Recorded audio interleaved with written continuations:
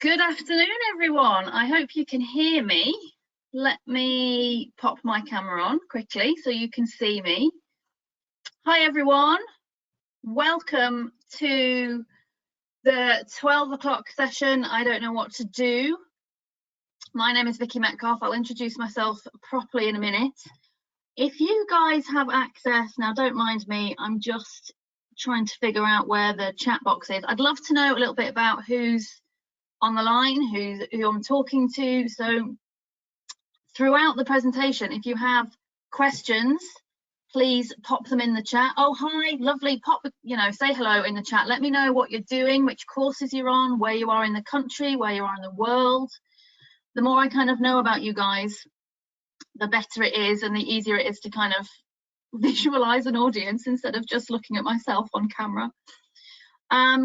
So yes, what we're going to do is I am going to go through some slides. I've probably got about 35 minutes worth of slides to talk you through. As we go through, please, make a note of your questions. We'll get through the slides and then we'll come back for questions, if that's okay. It's quite hard to kind of keep an eye on the questions box while I'm presenting, so we'll come back to that towards the end, if that's okay. I understand we do have an hour, so hopefully we'll all be finished in about 50 minutes. I'll try not to kind of run right up to the hour, but that's what we've got. So I am going to start screen sharing, hopefully. Hopefully now you can see my slides. So what we're going to talk about today is, look, help, I don't know what I want to do. I suspect I've got a real mix of different different students, different year groups, different degree programs, with all of you having very different ideas of, where you're stuck and how you might be struggling through this journey. Okay, so what I've tried to do through this presentation is essentially kind of go through the basics and give you some really good ideas and platforms for where to start. What we can then do is we can pick up any specific questions or issues at the end, okay? I hope that makes sense. What I also want to just kind of clarify is what I'm going to talk you through is the sort of thing I would be talking to you about in any other given year. So coronavirus aside, this stuff, the way that I approach this question is universal. Okay, we are going to pick up on some of the themes around how the market is challenging us right now. But I think what I really want you guys to recognize is that, yes, obviously we're in the middle of a global crisis. However, things will go back to normal. Things are slowly, hopefully there is light at the end of the tunnel. Certainly in a lot of parts of the world, it is a lot more positive than it is in the UK right now. Okay, so I haven't done this as a kind of COVID-19 pandemic focused session because we will, that will come to an end, okay? And I want to arm you with the tools and techniques to kind of see through that storm and beyond, okay? So let's get going. Oh, sorry, folks. There we go. So first of all, I want to say welcome to Lancaster. This is our beautiful campus. I'm not sure whether I have any Lancaster students on the call at the moment, but this is our beautiful campus. For those of you who don't know where Lancaster is, we are just north of Manchester and just south of the Lake District, just on the coast beside Morecambe. So that is our gorgeous countryside. Unfortunately, I haven't been there since August. We have, lots of our students who haven't been there at all. We have quite a few students who've been stuck there, which is unfortunate because, as you can see, we are on a hill in the middle of countryside. So for those people who have been stuck there, it's been a real challenge. That office there is where you would normally find me. Right now, however, I would like to welcome you to the very tiny Lancaster University satellite campus in West Yorkshire, where I live. So that is the view from my window. That is my desk, where I'm speaking to you from. And thankfully, my home office assistant is not here today. He has gone out with his dad, so we shouldn't be interrupted, she says optimistically. Just to introduce myself, obviously my name is Vicky. I'm one of the undergraduate careers coaches at Lancaster University Management School. My role is to specialise in working with students who are majoring in either marketing or organisation work and technology. That said, I do work with a range of students from across the management school if they're interested in going in those different directions. I have been doing this job for about 8 years. I did my degree at Lancaster, so I'm very pro Lancaster. You'll notice that when I talk about it. I came into this role as a careers coach, as an industry specialist, rather than as a careers guidance practitioner. So I have about 15 years of experience in different sectors, in different roles, which I'm going to talk to you about because I think it's important that you recognise the different journeys that we go along on. Quick question, just the question about whether this session is being recorded. Yes, it is being recorded. I'm not sure how it will get to you at the end, but we can answer that next, okay, when we're finished. So my role basically at Lancaster is to do in-curriculum work, which is marketing me. So I have built the marketing me employability program and to work with students one-to-one. So quick caveat to make you all aware of is that an awful lot of my view around employability is very much based on a lot of marketing principles. Okay, so this is going to sound, maybe a bit fluffy, maybe a bit bonkers to a lot of you, but ultimately how employable we are, how we pitch ourselves to employers does come down to how effective we are at marketing ourselves. So for those of you who are doing kind of very different degree disciplines, apologies, bear with me. So in terms of this session, help, I don't know what I want to do. That is a really big question, and I totally sympathise with people who are stuck right now. Whether you're stuck because you just have no idea what career you want to go on, whether actually things have changed and your idea of what you wanted to do has changed throughout your degree, whether you've just started your degree and you don't know where to start. It's a really, really big, scary question. So what I want to focus on today, and what I would encourage you to focus on, is narrowing it down a bit. And for me, that is very much about, look, what do you want to do next? Okay. Some of you will be brilliant planners and will be really good at thinking ahead 2 years, 3 years, 5 years, 10 years.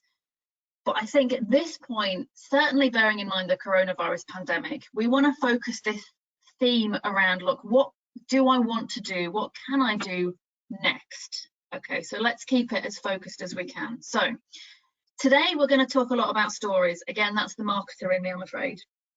I'm going to give you a bit of a background about my story, and then we're going to think about how your story will help move you forward, what's going on in the outside world, and how we find that sweet spot, and then how we move forward. So my journey, I did my degree at Lancaster, as I said. I did a language degree. And if you'd asked me in my final year of my degree what I wanted to do, I would have replied saying I want to work in an airport. That was it. That was pretty much all I knew. And I knew I wanted to work in an airport because at the time there was a TV programme all about Heathrow. There is one on at the moment, actually, very similar.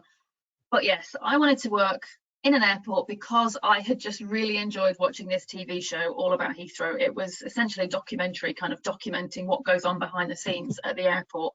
And I just thought it looked really interesting place to be. So in my final year, I sent CVs and cover letters to every airport and every airline in the country. And I was invited down to Heathrow to interview for a seasonal job on the information desk in Terminal 2. The original Terminal 2, they've rebuilt it since, that shows my age bit. But basically customer service job in a very unglamorous, very unpleasant uniform, but ticked 2 boxes for me. The first one was that it was in an airport, which was brilliant, and it was really exciting, and it was where I wanted to be. And second of all, it actually paid pretty well. It was only a temporary job, but because it was shift work, it really helped me kind of pay down some of my debts, and it moved me away from home as well, which was a big deal for me. So much as my mum and dad weren't particularly enamoured with the idea of me taking on this customer service job because it wasn't, a graduate role, they were happy that I, was starting my new life and starting my career, albeit on the bottom rung of the ladder, but they were happy that I was enjoying it.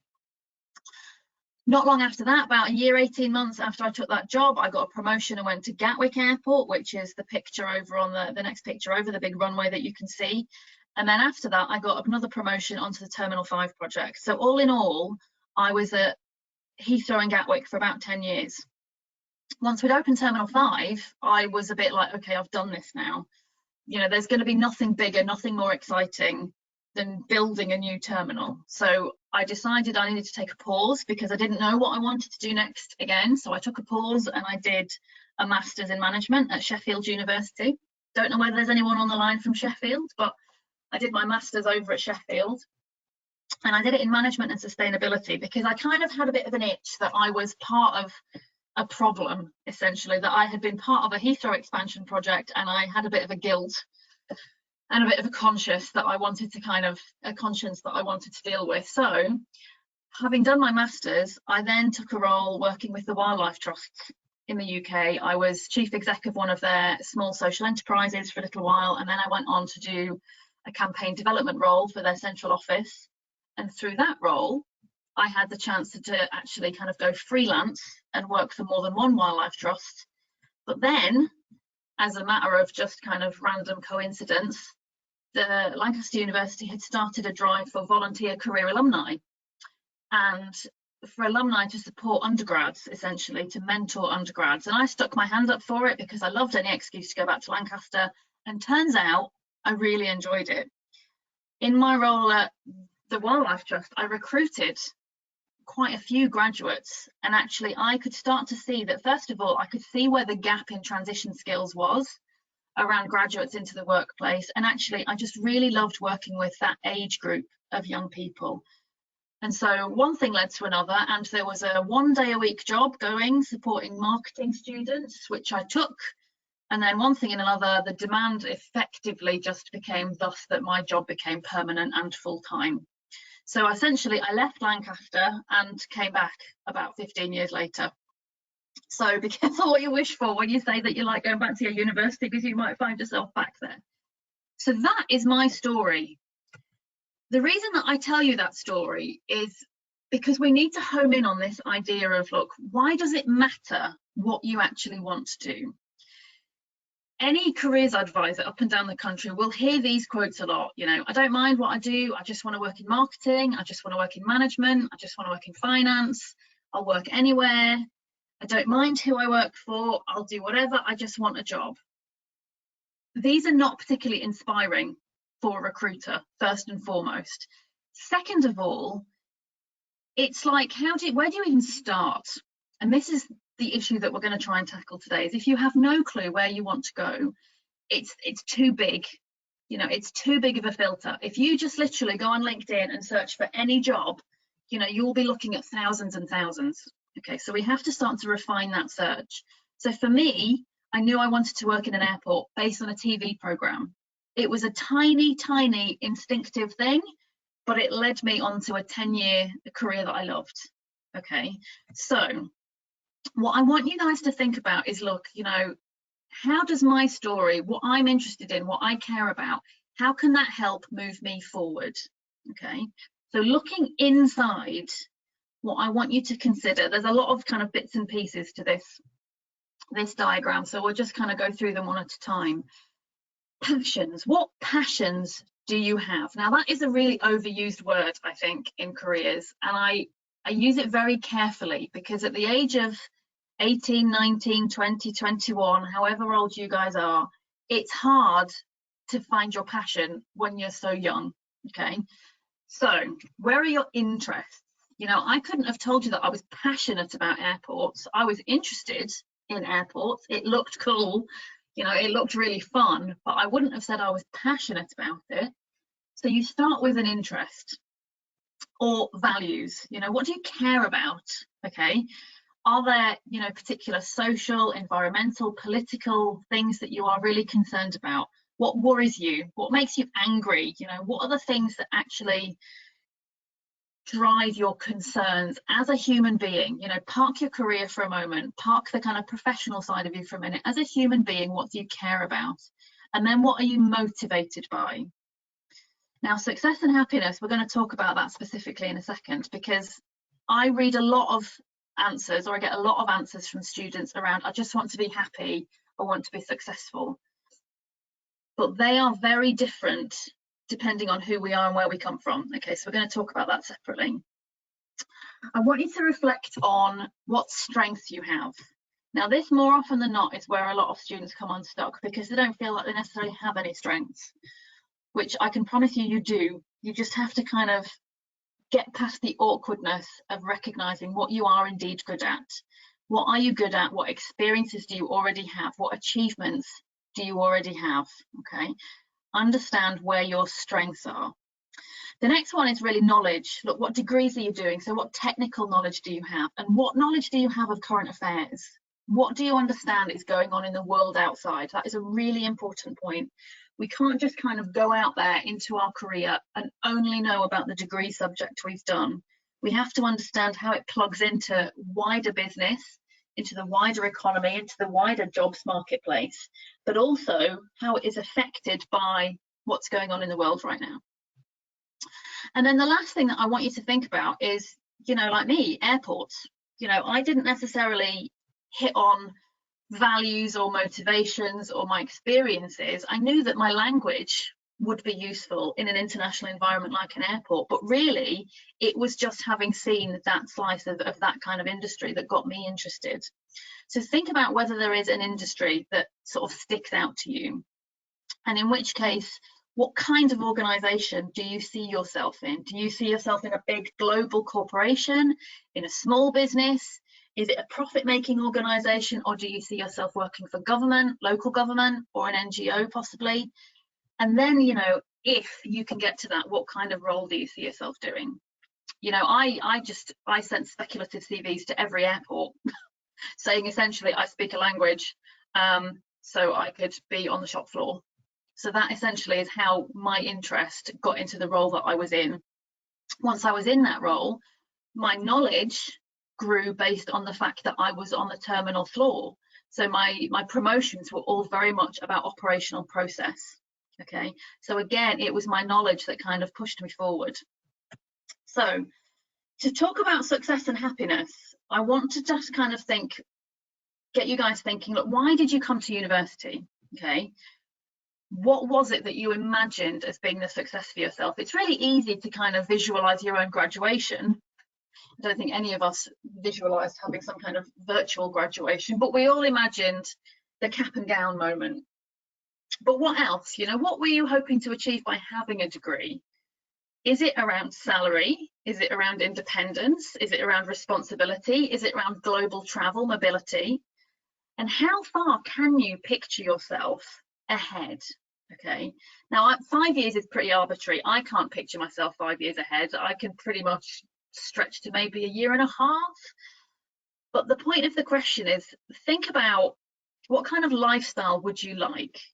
Where might you like to live? What kind of organization do you visualize yourself in? Are you in a high rise in a big city? Are you in a kind of funky converted country manor? Are you on a campus very similar to your university? Geographically, what do you see around you? Okay, what kind of work are you then doing every day? What sorts of things have you been good at as a student? Do you see yourself doing lots of research, lots of analysis, report writing? Do you see yourself talking to lots of people? Try and reflect on what you have enjoyed about your university experience and think about how that might manifest itself into the kind of lifestyle that you want. What I haven't mentioned in there is for those of you who might be thinking about family and settling down, you know, let's remember that this is not all about work. Okay, lifestyle is kind of taking into account everything that you could visualize for yourself. Now, happiness again comes back to that same question. Why did you, come to university? What were you hoping to get out of it? Friends for life, build your social skills, create your, build those skills around leadership and working with people from all over the world. What I also want you to think about is, when do you feel happy? Because again, this is very different for everyone. And if you can visualize a time when you have been happy recently, or possibly pre-coronavirus, where were you at that time? What were you doing? Who were you with, and why were you doing what you were doing? Because the more you can understand about the things that make you happy and your own definitions of success, the easier it is to apply those filters to thinking ahead about what you're going to do next. Okay, so all together, think about, right, how can you actually describe your own personal story? Now, this is really useful for two reasons. The first one is that it gives you the chance to articulate what you might want to do next. The second reason that I want you to really pay attention to this slide is in any recruitment process, whether it's, you know, pre-recruitment networking, whether it is an application form or an interview, someone somewhere along that process is going to say, hey, tell me about you, introduce yourself. This is the makings of your elevator pitch or your interview response to that. Okay, so who are you? What are you interested in? What are you passionate about? What you're motivated by? What can you do? What are your skills and abilities? What have you done already? You know, what achievements do you already have? What experiences you've got behind you? And then what do you want to do? So this is a kind of really useful exercise to put yourself through, trying to describe that story. Because yeah, this combination will help you identify that direction to move forward in. This combination will hopefully help you guys all recognize that you are absolutely unique, that, you know, there are no two people with the same combination of these ingredients. And then critically, what we're thinking about now is how might this combination start to meet the needs of the types of employers that you might identify. So all those different components essentially are trying to drive the direction that you might want to move forward in. And the next thing to think about is that outside story. So what kind of insights can we gather from what's going on in the outside world right now? Much simpler. What we want to reflect on is, okay, for the jobs market right now, and, you know, for the next 2, 3, 4 years, where are the skills gaps? Both soft skills, things like leadership, team working, global multiculturalism, that kind of thing, and then technical knowledge. You know, we know the world is digital now. We're all painfully aware of how digital the world is. So what technical knowledge is missing in what industries? How commercially aware are you? What opportunities exist in the world right now? Okay, what challenges exist? I'm going to talk about, you know, very specifically what's happening in 2021 in a second. But I want you to kind of recognize, where is the money going? What industries are doing well? Who is growing? Who is failing? You know, we know as a result of the coronavirus, industries like travel, tourism, hospitality, they are, you know, not the places to be sending CVs to right now, because they are industries that have been significantly affected by the coronavirus. So if we think about brand growth, market opportunity, and any gaps in skills and knowledge, that sweet spot we're looking for is in the middle. Okay, so for this year, this is just a tiny example of the types of brands that have done very well this year. We know that tech companies, obviously doing very happily, thank you very much. Zoom, you know, dictates so much of our lives. Go to webinar, Microsoft Teams, House Party, you name it. Any of those tech brands that have helped us keep in touch with one another, they are doing very nicely, thank you very much. Anyone operating within the healthcare space, you know, who'd have thought Pfizer would be one of the companies that we could recall the most in 2020? Alloc Industries, they're a textile company, and they produce PPE, or they have been producing PPE, so they've done, you know, really well creating all that for the healthcare market. Brands like, what's interesting in the UK, and I dare say in Europe, is interesting, is that brands like Tesco and our kind of big supermarket chains, where they've really struggled because of the likes of the low cost brands like Aldi and Lidl, Tesco, Sainsbury's, Asda, Morrison's, those brands that do delivery have actually started to really come back into their own, because what we've wanted, what we've needed is companies that can deliver to our door. And again, that's where we see interesting things in the logistics industry, like, you know, DHL, Hermes, Norbert, you know, all these companies that are moving things from place to place, door to door, have not struggled during this situation. Okay. And then finally, you know, brands like Etsy, so, you know, enabling micro businesses to be able to sell on a much bigger scale. So what we can see from this is, you know, the opportunity in 2021 is about looking at, okay, Who's doing well out of the coronavirus, and who do we just avoid? You know, so hospitality, travel, tourism, just not on the radar right now, okay? So the sweet spot that you are essentially looking for if you don't know what to do is looking inside, looking inwards, you know, where your interests and strengths and your values and ambitions and so on can meet the market opportunity on the outside. Yeah. I love this quote. I use this quote a lot with my students. Our potential is one thing, but what we do with it is entirely another. Don't mind me while I just have a swig of a drink. So what do we do next, right? It's all very well that I sit here and kind of give you lots of things to reflect on, but actually, how can we start to enact this? How can we start to make use of this? First of all, you have to be, you know, do a pretty honest assessment of where you are now, and be honest. You know, if you're literally nowhere, if you're starting from scratch, that's absolutely fine. Even if you're a final year and you have no idea, just be honest with yourself. Don't try and kind of push yourself further forward than you are, because it won't help. We need to kind of say, look, this is where I am and this is what I need to do. Start to get to grips with your personal story. So take a bit of time to reflect on these ideas. It's not easy, and it's not the kind of thing I would necessarily say you want to do behind your laptop straight off the back of this. Try and think of a situation where you might find it easy to reflect on some of these internal discussions. You know, I would always do this kind of thing with a nice cup of coffee and a slice of cake, sitting looking out into across the view in a place where, you know, I'm actually going to be in a good mood, because this kind of thing shouldn't feel painful. Knowing your strengths and what makes you tick is really important, as we've said. Defining success and happiness for yourself is really important, because these are the things that are going to help you recognize where you're going to be best suited in the job market. Please do not ever be afraid of discomfort, of trial and error. These things are good, okay? We learn from failure. We make progress from failure. We build resilience from failure. We learn by doing. So, you know, get involved in whatever you can. You guys are already on this call, which is great, because it shows that you are, you know, sticking your hand up and getting involved. Crucially, though, I think what I want you to reflect on, and forgive me, this is, you know, obviously speaking at a lot of management and business students, but whatever you want to do, try and get yourself in a mindset where you're already doing it. You know, if you want to be a director, be your own director, be your own management consultant, be your own marketing manager or project manager, because you are the only ones that can do this.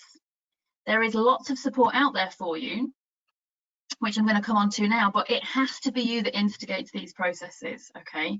So think about, who do you have to help you with this, okay?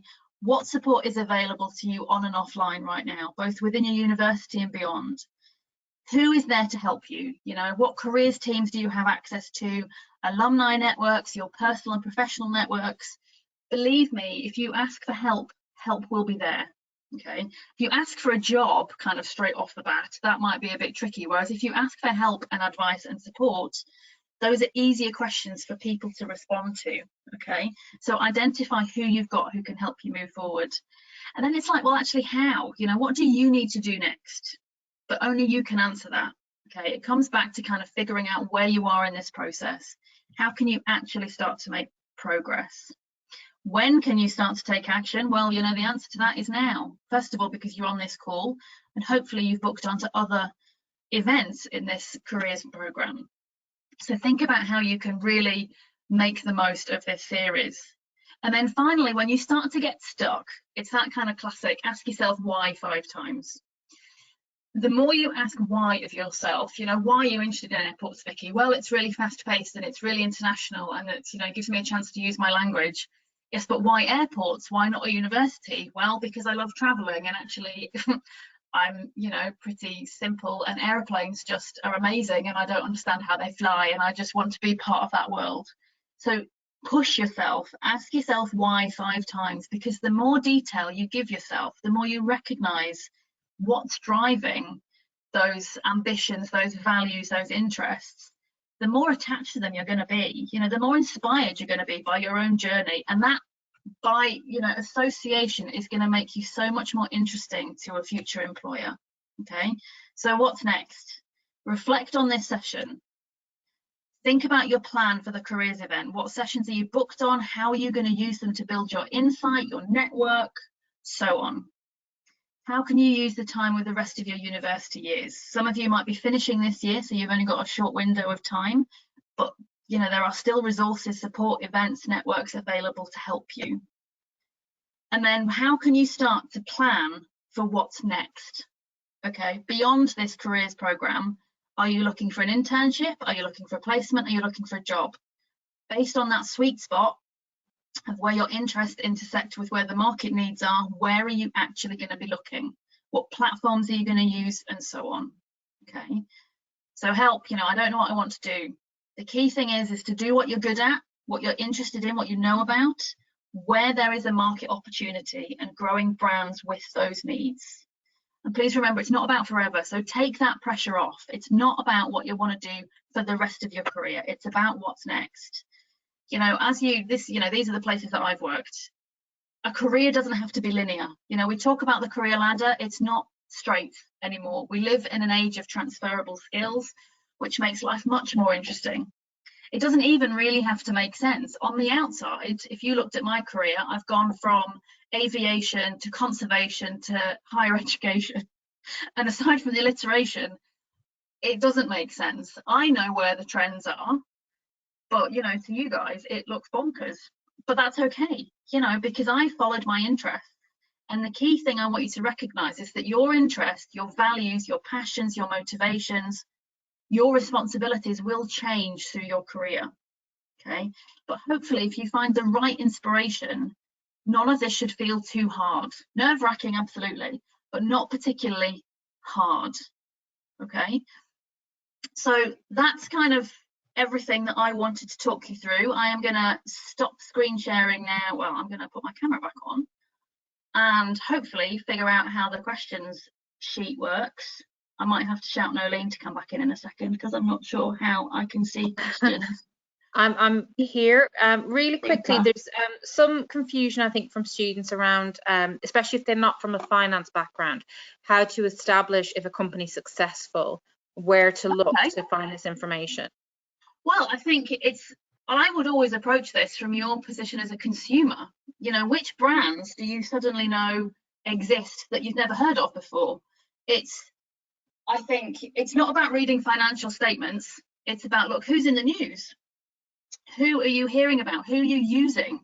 Because like I say, I think Zoom is a classic example for me. You know, I hadn't heard of Zoom until we were suddenly all remote working.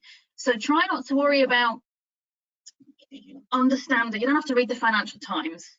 This is about looking at the marketplace as a consumer, both you as an individual, your friends, different generations. So are your parents using different products now, using different services, talking about different companies? So I would say, you know, keep it simple. One thing that I think is always useful is to just literally kind of do a Google search of, you know, which companies are growing in 2020.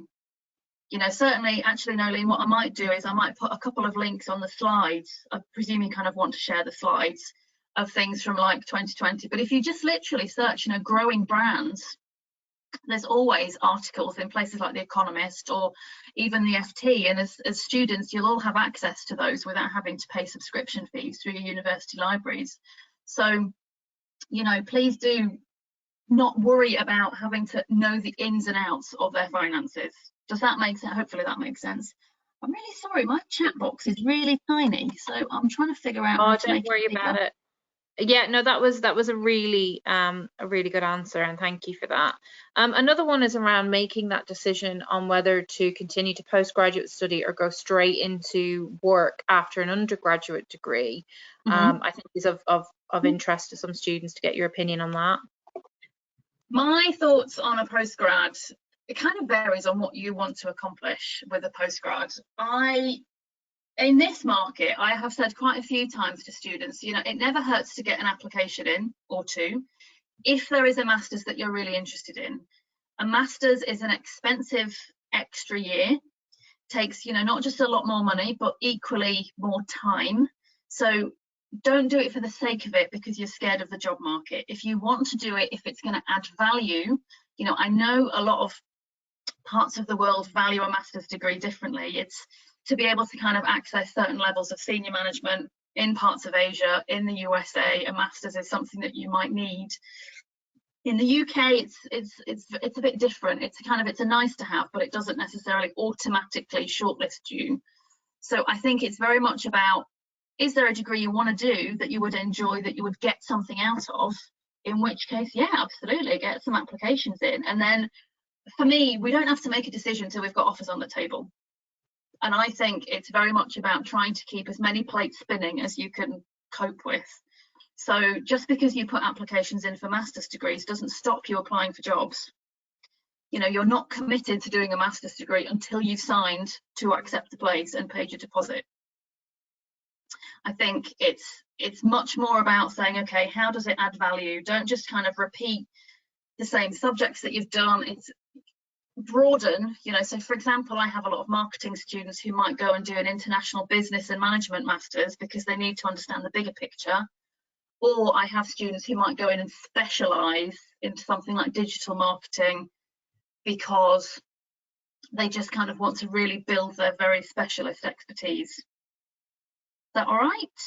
Yeah, or like me, do a marketing degree and then a history, a master's in history, just because it's something you're really passionate about. Yeah, so exactly. Again, I think you just, you know, I'm hoping that this has kind of come across, but if not, I'm going to say it really black and white now. It's not just about work, okay? We have one life. We spend 40 hours a week at work. So I think the more we can invest into work, our interests and our passions, the less like work feels. You know, work-life balance is critical, but it's not necessarily like this. It can mesh. You know, and I think for me, this situation has really driven that home. I love my job. I love my job because I get to talk to so many brilliant young people who inspire me in ways they probably never recognize. And I'm good at my job. I know what I'm doing with my job far more than I know what I'm doing with parenting, for example. So, you know, do not be afraid to let the personal intersect with the professional. Yeah, try and make your passions your career. They can definitely intersect, definitely. Another question was around during the current climate, it's really difficult at the moment to make connections and build networks. Have you got any top tips? Yes. So networking is my thing, right? Oh, I've just finally managed to actually open the questions box. Sorry, Nolene, I've been really div. Worry about it. Networking is my thing, and even this situation would challenge me because I am all about, hey, let's have a coffee. I am very much all about how can we sit round and just chat. So my main tactics with networking is to first of all recognize that 9 times out of 10 people are willing and able to help. Okay, if you imagine yourself 10 years down the line and you get a call or an email, or goodness knows what, you know, tech will be around then, saying, hi, I'm studying international business at the university you went to. I would really like to get your advice. The ego boost is tremendous straight off. So the answer is going to be, yes, of course, I can find you half an hour, no bother, tell me when. So think about it in reverse momentarily. You being able to reach out to networks is about going, okay, who is in my network, first of all?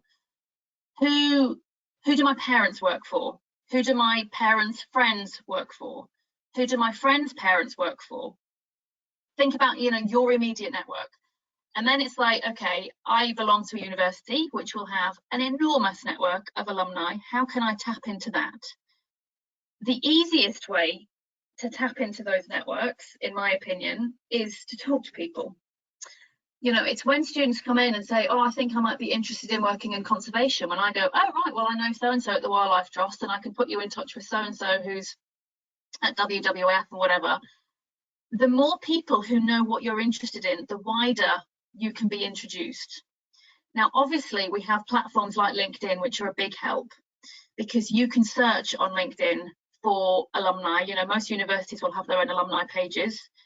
University alumni are a massively untapped resource, I think it's fair to say, in that they are queuing up to help grads and undergrads. It just means that the thing is you have to be the one to track them down and find them. Okay, but don't ever ever be concerned about asking for help. I would never bowl in and say, hi, I'm Vicky, I'm looking for a job, here's my CV. Because the answer to that question is very, very specific. And the chances are, if I'm not recruiting, the answer is no. Whereas actually, if it's like, hi, Vicky, I see you did your degree in German at Lancaster and you worked in airports. I'm really interested in working in airports. Do you think maybe I could give you a call and give me some advice? Absolutely. Everyone's got time to give you half an hour of their time. And if you're clever, when you have that chat, whether it is, over the phone, via Zoom or Teams, or just by email, use the opportunity to say, is there anyone else that you think I could talk to? Could you introduce me to anyone else? People are just people. People want to help, generally speaking. Recruitment, particularly graduate recruitment, is a very scary, very unpleasant, very clinical world, but it has to be because of the numbers that it deals with. But actual human beings like to be asked for help because it gives them an ego boost that they've been successful. So don't be afraid to just say, hi, can you help me? Fantastic. And then we also have questions around wanting to go into a specific career like consulting, but not having direct, relevant, I know as careers people, we hate hearing that, relevant experience. How would a student go about getting into a career like that if they don't have the relevant experience? Well, most graduate career opportunities within consultancy firms is going to be based on skills. You see very few graduate roles, graduate programs that are recruiting against specific experience, that you need to have managed a budget, or you need to have managed a team, or you need to have, I don't know, done this kind of project. It's mostly around leadership skills, team working skills, networking skills, all those kinds of things where you can bring experience from anywhere. Whether that is a workplace internship, great. It can come from a sports team. It can come from volunteering. It can come from your university coursework where you're working in teams. So when you start on the career ladder, you mostly should be being asked about the experiences that you have and how you can then make them fit what the consultancy is looking for. I would say the biggest thing about consultancy is to kind of remember two things. A consultancy needs people who can solve problems, because you don't spend a huge amount of money on a consultancy if you don't have a problem to solve. But consultancies need people who they want to recruit, but also who they know will be great for their clients. So I think if you're trying to get into a world where you don't feel like you are experienced enough, recognize the kind of character traits that they're looking for, and then reach out to alumni within your school who work in consultancies, get their thoughts, get their advice, get them to look at your CV. Again, it kind of comes back to using people to help you, because you're always going to learn so much more than just being on, having a Google search or just reading PwC's graduate scheme requirements. The more proactive you can be, the more insight you're going to get. And what I would also say is, remember, whatever you're reading about a company, about a graduate scheme, it's what they want you to read. Okay, it's marketing, because they want you to apply. If you want to get more, real insight into what it's like being a consultant or being a finance director or whatever, talk to people who are doing it. You're going to learn far more, because it's not there for kind of marketing purposes. Sound a bit cynical and jaded there, but I just want people to kind of recognize the difference between all singing, all dancing, we want you to apply to this, versus actually this is the reality of what it's like to be a consultant. Fantastic. And do you think having a very specific goal is a disadvantage, especially in this climate? I think it's a really good question. I think we have to be a bit open-minded right now. It kind of depends what the goal is. When I think about the different goals that that a lot of my students have, yes, I think we have to think around them a little bit. But if you imagine a kind of dartboard and your specific goal is in the middle, it's like, what actually might exist around that? So if I think back to again, I keep kind of drawing on my example of airports. If I didn't get a job in an airport, then I probably would have been looking at travel companies. Yeah, this is all very dated, because obviously so many travel companies have gone bust lately. But it's like, okay, so who else exists in that industry? Where else could I situate myself in a very global operation? So I think you just want to think a little bit wider and then a little bit wider again. I think having a really specific goal is not restrictive, because just because you don't end up in that specific role as soon as you graduate doesn't mean to say you can't be in that role in 3 years' time. Okay, if you have a specific goal, it exists for a reason, because it's something that you care about or passionate about, or have set yourself for a reason. You don't have to be in it within 10 minutes of graduation. It can still exist in 2 years, 3 years. When I first started at Heathrow, I knew I wanted to be involved in Terminal 5, but it took me the job at Gatwick to get there, because I didn't have the experience or the knowledge from the information desk. So I had to kind of go around and go to Gatwick to be able to get the experience that I needed for Terminal 5. So I think, yes, I can see the point that it is restrictive, but it doesn't have to be. I don't think if you're interested in working in brand management, say, that suddenly you have to park that and go and work in, I don't know, management consultancy. You just have to kind of see the wider picture for the direction that you want to go in.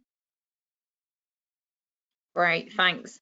And I think somebody's brought up a question around when you're not getting responses on LinkedIn. So, if you're reaching out, you're trying to use a networking strategy as part of your job hunting, but you're not really getting any responses. What can you do around that? Or are there anything that you think, or anything that you can suggest they do to improve the response rate? Yeah, I mean, LinkedIn is a funny one, I think. The first thing I would say is, before you send somebody an invite, and I'll come to that in a second, have a look on their activity feed. Are they actually active? When you look at a profile, you obviously get to see the bit about what their activities have been. Are they liking things, sharing things? Are they actually involved? Because if they're not, then that to me suggests they might not be a particularly active user. So potentially you might send an invite and you might not hear. So that's the first thing I would do, is try and kind of enhance your chances by finding people who are active. And obviously, you can follow people. You don't have to connect with them. You can just follow them to start with. And, you can like and comment on whatever they're putting out there without having to connect with them. But my second question is whether you are using LinkedIn on the website or the app. And then the question is whether you are actually personalizing your connection request. The website is great because it says, you click the connect button and it says, you're more likely to get a response if you add a note. Do you want to add a note? In which case, yes, you always want to add a note. Unfortunately, the app has a big blue button, connect, and it just fires the connection request on the app. And I'm just going to see if I can show you really quickly. I'm just looking up Nolene because I don't think we'll be connected. And that might be the easiest way to kind of have a quick look. I checked this morning, I was going to do it. Right, hang on. Hopefully, oh God, that's really bad. So you can see the big blue connect button, right? If you hit that, it's just going to fire a connection request regardless, with no message, and you can't retract it.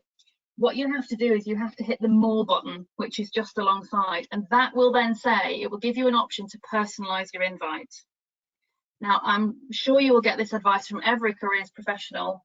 I get invitations on LinkedIn left and right. Students assume that because they're on a marketing degree, I know who they are, and that's just not the case at all. I've got about 500 students on marketing degrees. So if I don't get a personalized invite, I don't accept it. It's as simple as that, because I don't know who they are. And like, why should I let you into my network if you don't tell me who you are and why you want to be in my network? Because again, LinkedIn, it's your personal network. It's a professional platform, yes, it's not Facebook, but it's my platform.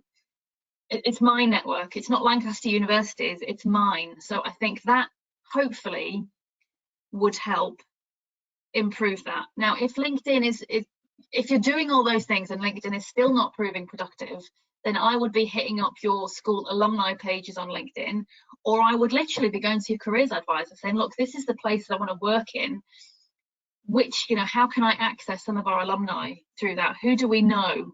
Because we all have personal relationships with people, and it's not until you actually start asking, Nolene, do you know anyone at Accenture? Vicky, do you know anyone at McKinsey? That we start to kind of actually get introduced. Ideally, we want to be introduced by somebody else. That's always going to be more productive. It's always going to be better if I can reach out to one of my grads at Capgemini and say, oh, Pascal, would you mind having a chat with this undergrad? So don't rely solely on LinkedIn. Do those things. Hopefully that will help. But also, don't just rely on the technology. LinkedIn is only ever going to be a way of engineering a face-to-face discussion, like any app, like any social media app. We don't use Tinder to find a wife or a husband. We use it to actually get in front of somebody. So just remember that it is only for those kind of introductions.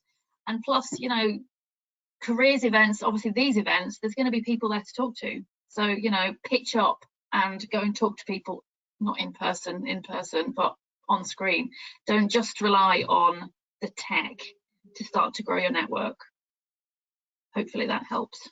Yeah, and just to add as well, so the Asia Careers Insight series, we have the website, which you've all received emails, and I've put in here the link as well to the website. There is a session that Cardiff University are running on the 23rd of February, so next week, 12 noon to 1 p.m. UK time. So that will be running 8 p.m. in mainland China. So have a look at that. That's going to be a great session. So that'll go into more detail around LinkedIn and your profile and things that you might need to do. I think the last question, Vicky, that we've gotten through is, I'm really not enjoying my degree. Right. I'm in my second year. So, have I got options in finding a job outside of that degree, or am I restricted? It depends what the degree is. If it's something very specific like veterinary science or engineering, then that could be an issue. But for me, I did a German degree and now I'm a careers advisor. I don't think it really necessarily has any it doesn't have to have any bearing. I mean, Eileen, you were saying you did a marketing degree and you did a history masters and now you work for University of Lancaster in their careers team. There's so many different paths. Yeah, it doesn't have to be linear. It's how you articulate the skills you gain from your experiences and how you can make them relevant, I think. Yeah, and I think just because you're not enjoying the subject matter, I would encourage you to think about, what do you enjoy? Do you enjoy group work? Do you enjoy report writing? Do you enjoy researching? Do you enjoy data analysis? So even if the subject has turned out to be a bit blander than you were hoping, or just that it's not turning you on, what else about the experience is there particular tutors, lecturers, people that you are exposed to who actually are a really positive influence? Try and find the positives and then reflect on them, because as I described in the slides, what do I want to do? Your knowledge, your technical knowledge, was only one component of lots and lots of components. So no, I don't think we live in a world where you are restricted to doing something very, very niche, unless you're on a very, very niche degree program. But I mean, even then, let's face it, look at what's happening. We've got industries collapsing in travel, tourism and so on, and people are retraining to do other things. It's thankfully we don't live in that world where it's a job for life. Maybe that was a good thing for security previously, but I think nowadays we're much more open-minded. We need different stimulus. We change as we grow, I think, and as we get older, and our needs and our values change. So I really wouldn't worry about that. What I would be concerned about that question is, how unhappy you are in your degree right now. Because if you are unhappy, that's going to make it hard to see towards the end.